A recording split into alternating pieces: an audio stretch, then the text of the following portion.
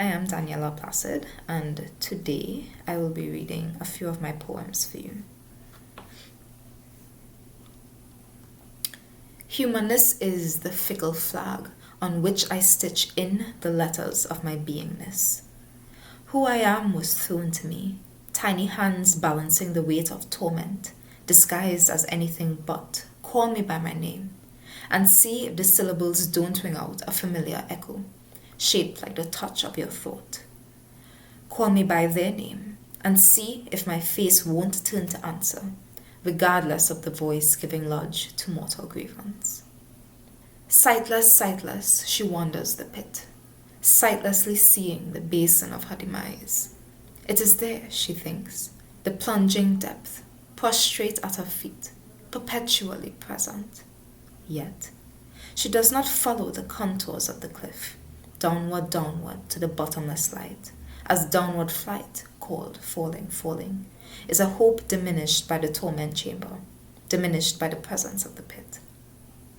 She longs for downward falling, falling, and thinks, hell is not in the mind. Where is hell? She calls, she coos, and finds it flying downward, downward, carrying peace by the neck.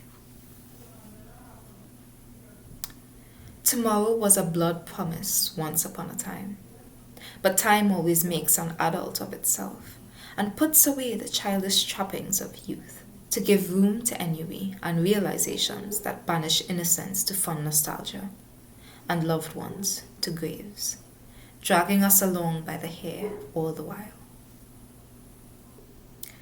Transcendence rhymes with blasphemy. Disobedient children come face to face with agency, and the wise animals choose submission, slaying prayers as offerings on behalf of the irreverents. But there is something to be said about the power of sin, and the brilliance of foolish suns that bend their light around whichever corners they wish. I live in a fucking hole.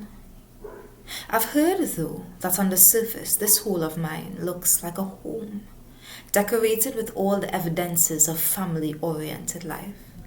But inside there's just a hole in the ground with walls much too smooth to climb, and an enticing temptation to dig myself deeper, borrowing away the light. A pinprick spirals out into eternity if the mind gives it a chance.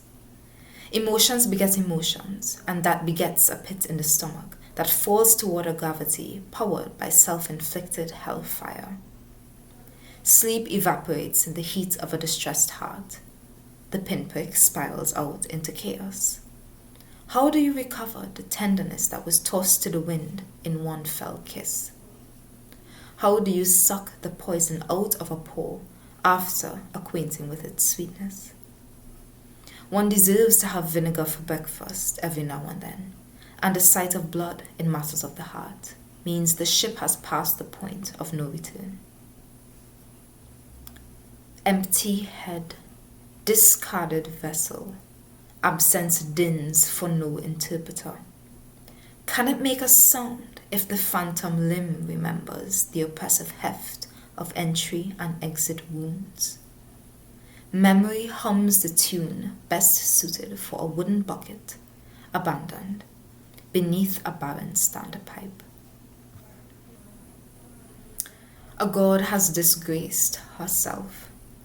She handed over the secrets of her bosoms and the ancient tales of her hidden isles to a demon stranger whose forbidden eyes were lusting after raw and bloody dominion.